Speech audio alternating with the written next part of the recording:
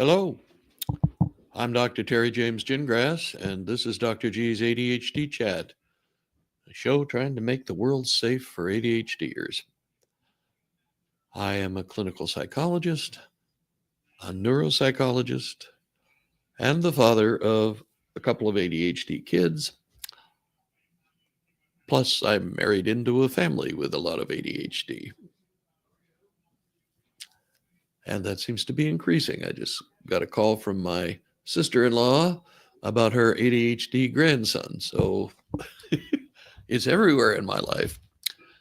Anyway, and I've been in private practice for over 40 years, and I have worked with a lot of ADHD people. I also am a coach, and I have been coaching ADHD adults and children and parents and pretty much everything, executives, yeah, the whole shooting match.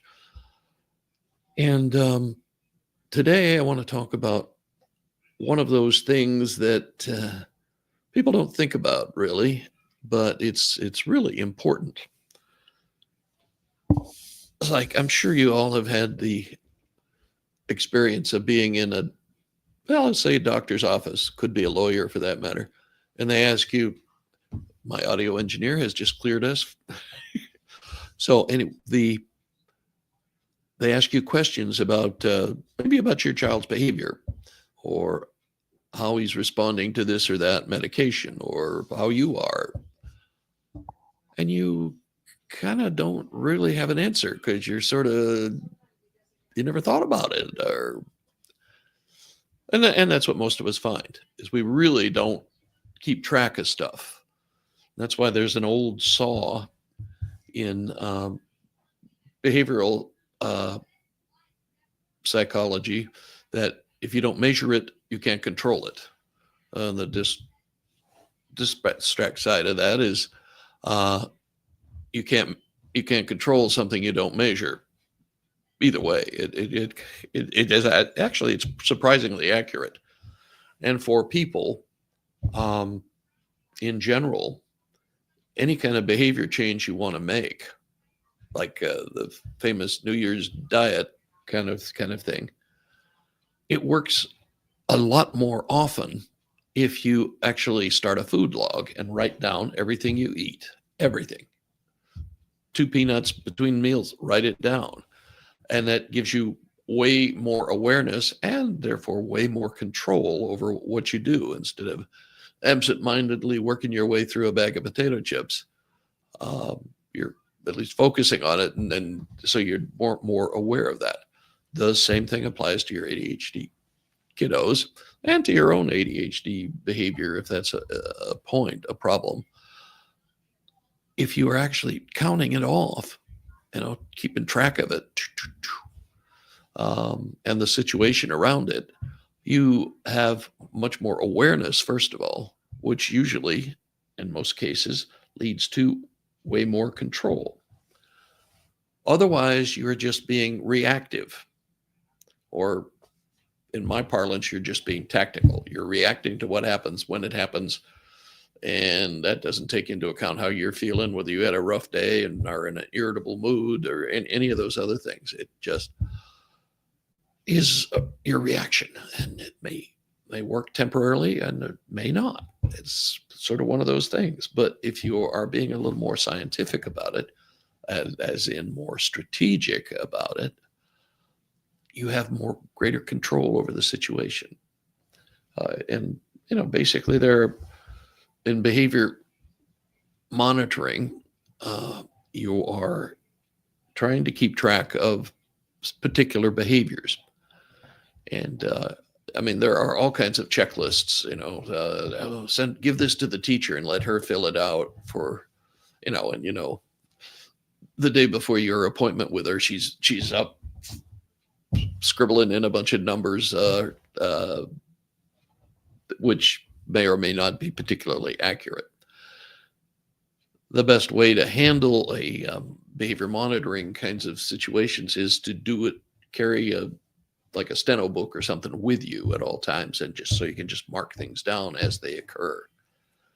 But there are two things, you're looking for like general adaptation kinds of things. And that's like, we just started our son on stimulant medication. And so we're going to keep track of all these different factors. How is he in a better mood? Does he, is his impulsivity a little bit down? He's not talking so much, da da da da da. Uh, he's more pleasant to be around, dip, dip, dip, dip. But, you can have a whole list of those things that you're trying to monitor, and that'll help you. We say you can go to the doctor next month when you have your return visit and say, yeah, we noticed a great reduction in his impulsivity, and we had a lot fewer temper tantrums. But if you haven't done the monitoring, it's just your impression. And everybody knows that when you go to the doctor, the first thing that happens is your memory shuts off. And you're just kind of, oh, really? I forgot I had that appendectomy, kind of thing. It happens all the time. It happens to me. And, sometimes I'm the doctor. So it's a way of getting more information, of being more scientific, if you will. And it's not that big a pain, and doesn't make you a dork or a obsessive compulsive or anything like that. It just means that you're doing the necessary to have the information you need for living your life better. So in addition to like a broad thing, with a whole bunch of different symptoms that you're trying to keep track of, there are other times when you just want room to be a little more spontaneous with it. And that's a lot of times in things like when you're looking, say, at a specific behavior like temper tantrums. Okay. Most parents with ADHD kids, the temper tantrums are the big deal. I mean, especially if you have a hyperactive kiddo on your hands. And it's much easier to figure out what's going on, if you track. Okay, what day did we have this? What time of day did we have it? What was the issue? Antecedents. What had he or she been doing? Did they just come back from school? Did they just come back from baseball practice? Did they just come back from a weekend with the divorced husband or the grandparents or what? What was going on before? And had he just gotten back from school? Had he had a rough day at school? Is he getting along with his teacher or not? That kind of thing. And you keep track of that and all those, and especially all those antecedents, because that's really important. Because like my son, he was having troubles with a teacher to the point that she was being physical with him. And only the fact that it happened to occur right in front of the assistant principal, I think, is the only reason it got stopped. I was not aware of it at all. When your kids get a certain age and they just don't want to tell you, and especially if your child is an ADHDer, he knows that you're not really a fan of him getting into trouble in school, and probably won't tell you. That's how rejection sensitive dysphoria gets started. The school being really criticized and perhaps singled out unfairly. You don't really know. But you won't know if you're not measuring things and asking questions and that sort of stuff. So, I mean, there are all kinds of standard forms you could use. I mean, I think if it's something like temper tantrums, or say getting ready for school in the morning, that kind of thing, you can probably keep track of that on just a blank, like a steno book, and just make sure you get the time and the date and anything antecedent. Stayed up late playing video games before we have the problem getting off to school, or just got back from school and we have a temper tantrum. And usually the temper tantrum is about something else than whatever the initial situation was. It's because school was really tough that day and he got picked on, and or the teacher made fun of him in front of the class, or who knows what. But things like that. Then they come in and they're all roiled up already, and it doesn't take much. I want you to go upstairs and change clothes. And you don't know what happened. What was that? That's something happens every day. But if you know the antecedents, and know to ask about that, or be aware, all this stuff also makes you a better observer, because wait a minute. A lot of times on Tuesdays and Thursdays, we have a problem. Or if you're in one of those block scheduling things, good God. Anyway, on the days that they have, Schedule B or whatever, he's always in a rotten mood. Okay, so what's going on in Schedule B? What are those courses?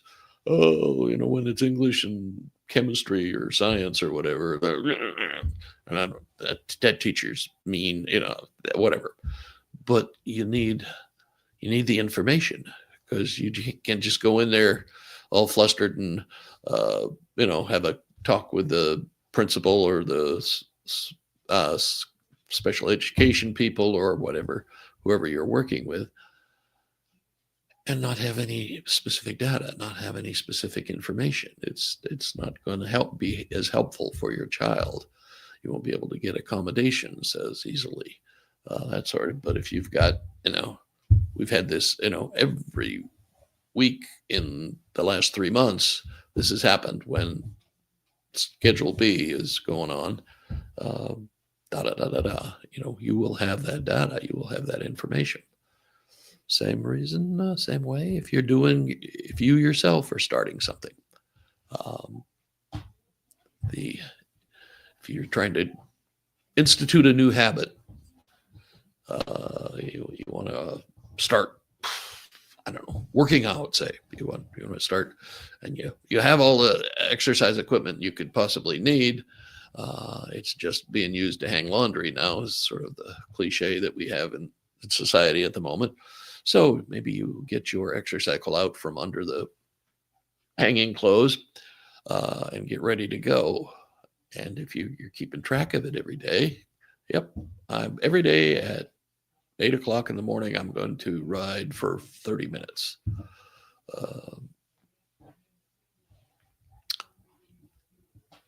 And then you start keeping track of it. And once you start doing that, it becomes a habit. And once it becomes a habit, you notice its absence. I feel funny today. What? Oh, crap. I didn't go for my ride yet. Okay. That's the way it works. Okay. That's why when you're trying to make behavior changes, the easiest way and the most effective way is to make a change so that you're always doing it at the same time every day, or 5 days a week, or whatever it is. If you I'll do it when I get time. Well, guess what? You will never get around to it. You just won't get there and do anything consistently. And then you'll feel bad about it, and then you'll decide it's just not worth the effort and quit. Which, people don't really think about managing themselves. They say, oh, I decided to do this, but then I didn't set it up so that I would do it. And one of the ways you can set yourself up so that you do, say, you do your exercise every day, is to set a specific time and keep track of it. It can be a simple check mark. Doesn't have to be anything big, but a lot of times people like to journal about that. Oh, just went for a 30-minute ride and I felt so good. I went 45 minutes actually. Hey, great. Then the trick, one of the tricks you have to do if you're going to be doing behavior monitoring of your child or yourself is that you have to do a regular analysis of it. Depending, most of the time you want to do it weekly. If you're doing it something every day, definitely. If you're only doing it when something happens, like a temper tantrum occurs, and we're only having like one a week, congratulations, by the way. But uh, that you may only need to look at it once a month, or once a month would probably be the minimum you would want to do. But anyway, you have to analyze it. You have to look at it and see if you see any patterns.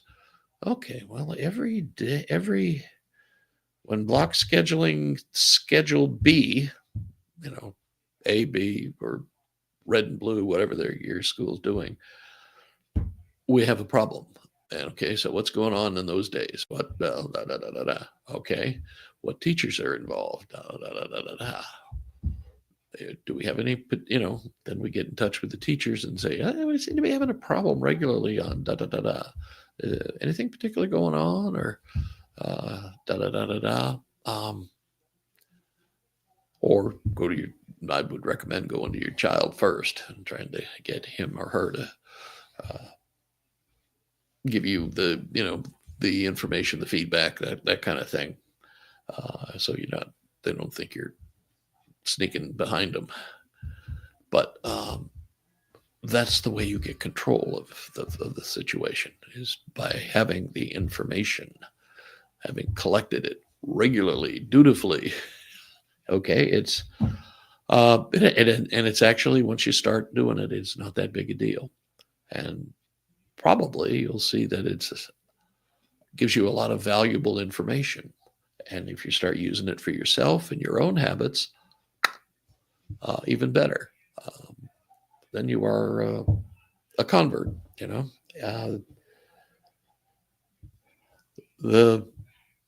If you measure it, you can control it. You can make changes to it. You can increase the frequency if you want, or you can decrease the frequency if you want, just depending on whether it's a good thing or a bad thing. But if you're just kind of letting it flow, as you're not in control of it. It's just whatever you happen to be feeling like at a certain time is what determines what you do. And for yourself, making your life be what you want it to be,